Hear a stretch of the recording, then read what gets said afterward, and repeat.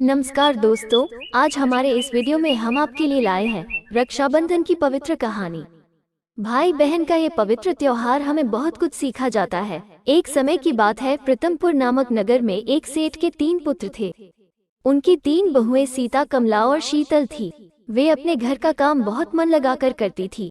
एक दिन की बात है। अरे ओ कमला, चल जल्दी जल्दी घर का सारा काम निपटा ले आज।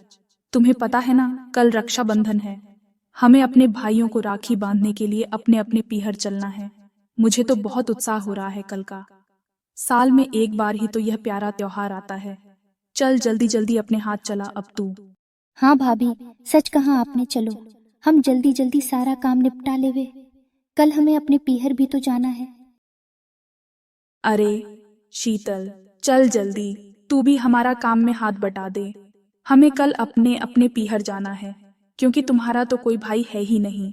तुम थोड़े ही ना कल रक्षाबंधन मनाने अपने पीहर जाओगी।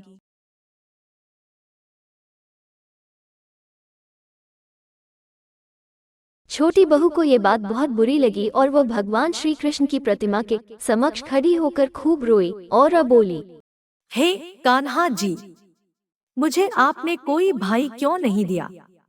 अगर दिया होता तो आज मैं भी अपने पीहर राखी का प्यारा त्योहार मनाने जाती। हाँ मेरी प्यारी बहन, तुम्हारा कोई भाई नहीं है तो क्या हुआ? अगले दिन रक्षाबंधन का त्योहार था। सुबह सुबह उसके घर उसके दूर के रिश्ते का एक भाई आया और आकर सेठ से बोला, सेठ जी, शीतल मेरी बहन है। मैं इसके दूर के रिश्ते का भाई लगता हूँ और मैं इसे रक्षाबंधन के त्योहार पर इसे घर ले जाने आया हूँ। लेकिन जहां तक मुझे पता है, शीतल का तो कोई भाई है ही नहीं। फिर कौन हो तुम? मैं इसके दूर का भाई हूँ। मैं 7 समुंदर पार व्यापार करता था।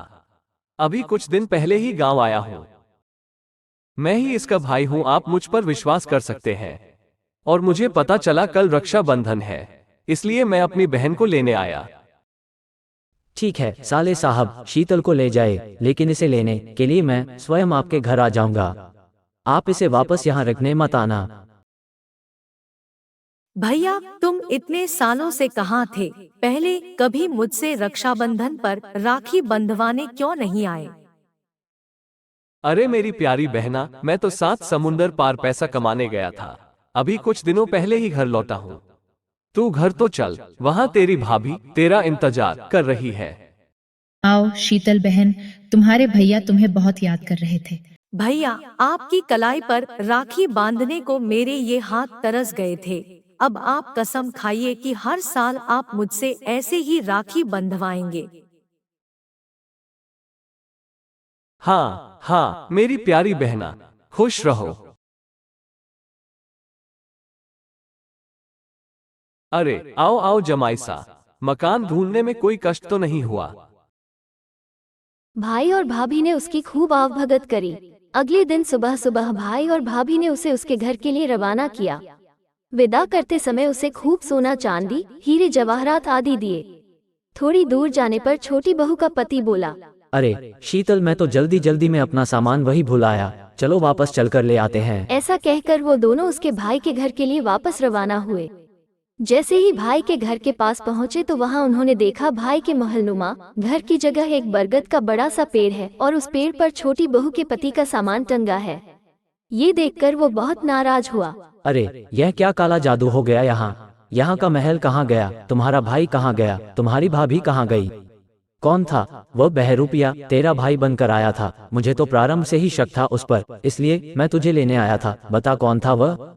मत मारो इसे, यह मेरी बहन है। शीतल ने निस्वार्थ भाव से हर रक्षाबंधन पर मुझे राखी बांधी है, परंतु मुझसे इसका ये दुख देखा नहीं गया, इसलिए मैंने इसके भाई होने का कर्तव्य निभाया है।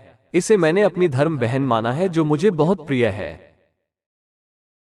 जिसका कोई सहारा नहीं होता है, उसके कान्हा आप स्वयं रक्षक हो जाते हैं।